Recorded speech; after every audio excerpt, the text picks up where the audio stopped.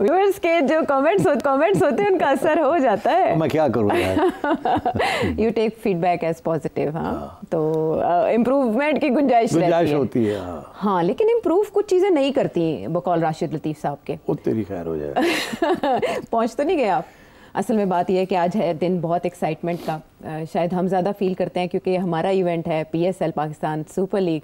जब इसका आगाज़ हुआ था मुझे याद है कि मैं एक चैनल में काम करती थी, तो वहाँ कमेंट्री हमने की थी इसकी इफ्तिताही तकरीब। क्या जोश था, क्या वलवला था। फिर हम अपनी जो हमारी एक वाबस्तगी थी हर टीम के साथ, अपनी अपनी टीम चुन लेते थे और फिर एंड पे ये बेट्स लगा करती थी कि किसकी टीम जीतेगी। तो 10वां एडिशन है, इसको 10 साल हो गए हैं। तो मैं तो आपसे आज बहुत से सवाल करने लगी हूँ। इसकी वजह यह है कि बहुत ज़्यादा पक रहा है कुछ फ्रेंचाइज ऑनर्स हैं वो रेंटल मॉडल की बात कर रहे हैं कि अभी तक PSL इम्प्रूव नहीं हुई, आपने कोई नया आइडिया नहीं दिया, इतने अरसे से एक ही तरह की टीम है। फिर रेवेन्यू के मामले के ऊपर भी कोई इम्प्रूवमेंट नहीं आई, बहुत से क्लैशेस हैं मामलात के ऊपर, इदारिये लिखे जा रहे हैं, तनकीद का निशाना बनाया जा रहा है और वो बेवजह नहीं है, बुनियाद में हैं कुछ बातें। PCB मैनेजमेंट भी टारगेट हो रही है। फिर दूसरी तरफ हम ये देख रहे हैं कि PCB की तरफ से भी इसको ईजी नहीं लिया गया, सख्त जवाब दिया गया। तो एक तरह से बदमज़गी से आगाज़ हुआ। फिर हमने सोशल मीडिया के ऊपर कमेंट्स देखे जी कि हम तो मैच देखने जाएंगे भी नहीं। आज की तकरीब भी जो चकाचौंध एक्सपेक्ट की जा रही थी, जो वलवला तनतना नज़र आएगा, वैसा नहीं दिखाई दिया। क्लेम्स थे भरपूर, बेशक आतिशबाजी भी हुई रिवायती तौर पर, ये सब मिर्च मसाला तो होता है, लेकिन जो एक रंग जमता है ना स्टैंड्स में, जो शायकीन आए होते हैं उनकी बॉडी लैंग्वेज से, वैसा दिखाई नहीं दिया।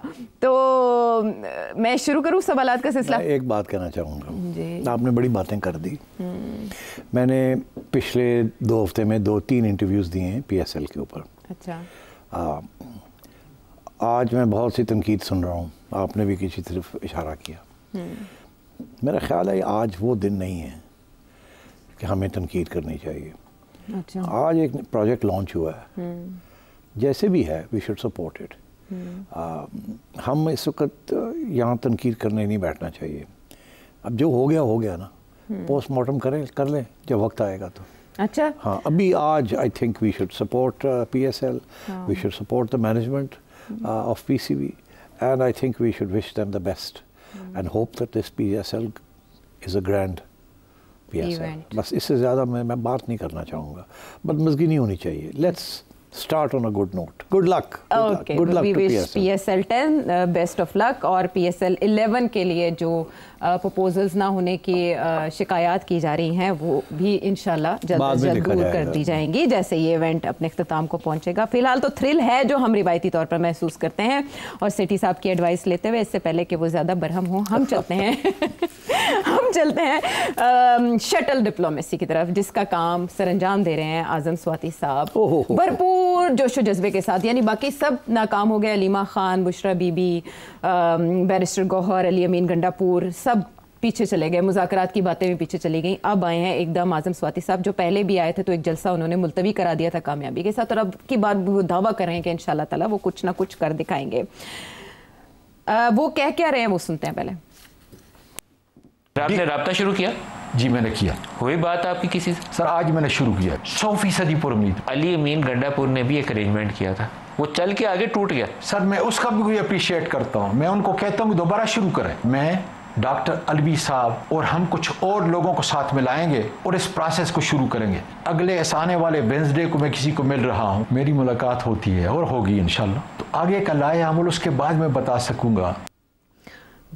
बहुत सी बातें उन्होंने कह दी। आज राब्ता हुआ, यानी कल ये इंटरव्यू दे रहे थे नदीम मलिक साहब को, किससे राब्ता हुआ, क्या कोशिश कर रहे हैं आज़म स्वाति साहब? तो इनको पूछे ना, मुझे क्यों पूछ रहे हैं? अरे वो इशारे तो दे रहे हैं, आप देखें ना, आप इंटरप्रेट करते हैं, आप देखते हैं सूरत हाल को, नब्ज़ जानते हैं। ये देखिए, जो चीज़ें मुझे नज़र आ रही हैं वो तो ये है कि ये कह रहे हैं इनका राब्ता एस्टैब्लिशमेंट से हो गया है, यही कह रहे हैं। फिर और भी बयान इन लीडर्स के एक दूसरे के ख़िलाफ़ चल रहे हैं। अब किस पर यकीन किया जाए, आप मुझे बताएं। इनके ऊपर यकीन किया जाए या किसी और के ऊपर यकीन किया जाए? मगर एक बात मुझे पता है, किसी सूरत में भी ये एस्टैब्लिशमेंट खान साहब को माफ़ करने के लिए तैयार नहीं। और अगर कोई बातचीत चलती है, अव्वल तो मेरा ये ख्याल है कि लॉलीपॉप है, ये आएँ जाएँ बिज़ी रहें, सब कोई आ रहा है, कोई जा रहा है, कोई इधर से आ रहा है, कोई उधर से आ रहा है, किसी को उम्मीद दिलाई जा रही है, किसी को नहीं। मगर जो हकीकत ये है कि इस वक्त बिल्कुल एतमाद नहीं है खान साहब को इस्टेब्लिशमेंट के ऊपर और इस्टेब्लिशमेंट को खान साहब के ऊपर। तो ये लोग जो बीच में घूम रहे हैं ना, ये सारे खान साहब की तरफ से आ रहे हैं, जा रहे हैं। आज़म स्वाति तो इस्टेब्लिशमेंट तो देखिए ना, आज़म स्वाति ये तो नहीं कह रहा कि मैं इस्टेब्लिशमेंट का बंदा हूँ, वो तो कहता है मैं तो पीटीआई का बंदा हूँ ना, मैं इमरान का बंदा हूँ। तो इन्हीं की तरफ से आ रहे हैं ना सारे लोग। हाँ, लेकिन जब वो मुलतवी करवाया था जलसा तो इमरान खान साहब ने कहा कि इस्टेब्लिशमेंट की तरफ से आज़म स्वाति बात करने आए थे। हाँ, मगर वो उन्होंने कहा मैं तो इस्टेब्लिशमेंट का नहीं, मैं तो इनका आदमी हूँ, मेरे साथ रब्ता किया उन्होंने तो मैं आके पैगाम दे दिया। तो बात यह है कि एक ही तरफ से ये सब कुछ चल रहा है, और वो जिस तरफ से ये सब कुछ चल रहा है आयशा, वहाँ भी इख्तलाफात हैं। कोई कहते हैं हमें ज़रूरत नहीं है इस्टेब्लिशमेंट के साथ बात करने की, वो जो सारे वीलॉगर्स बैठे हुए हैं और जो यूट्यूबर्स बैठे हुए हैं और जो सारे ट्विटर के ऊपर बैठे हुए हैं, वो तो गालियाँ दे रहे हैं। जो मुलाकात करके जाता है उसको गाली। तो अब बात यह है कि पीटीआई के अंदर बहुत से मसाइल हैं इस वक्त, और खान साहब मेरा ख्याल है इस पोजीशन में ही नहीं है कि वो किसी की एक ही साइड ले।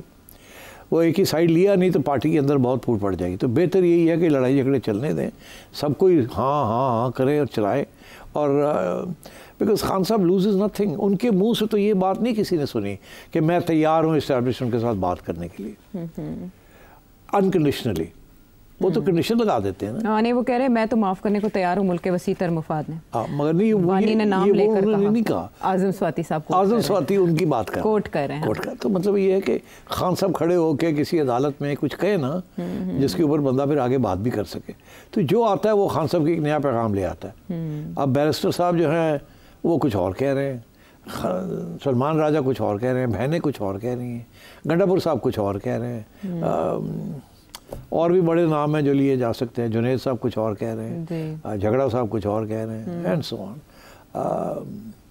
आई एम अफ्रेड ये सारी गेम जो है ना, it's not going to go anywhere. ये पार्टी में ही घूम रही है, पार्टी घूम रही है। कोई एक हर रोज़ कोई ना कोई नया बंदा आ जाता है जो कहता है मेरे पास सोल्यूशन है, मैं राब्ते में हूँ और मैं मसला हल करूँगा। सबकी यही कोशिश है कि मेरा कोई तीर लग जाए कहीं, कि मेरी भी हैसियत बन जाए ताकि मैं कोई लीडर बन जाऊं। पर पीटीआई के अंदर इतने लीडर्स हैं कि अब आपको पता नहीं कौन सा लीडर किसके साथ बात कर रहा है और क्या नहीं कर रहा।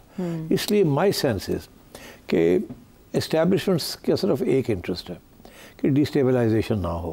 अगर किसी तरीके के साथ खान को अंदर रखे हुए और उनसे ये मनवा लिया जाए कि अपनी पार्टी को कहीं डिस्टेबलाइज ना करें, हमें चलने दें, तो फिर आगे जाके जब एतमाद हो जाएगा एक दूसरे के ऊपर तो फिर देखा जाएगा आगे जाके।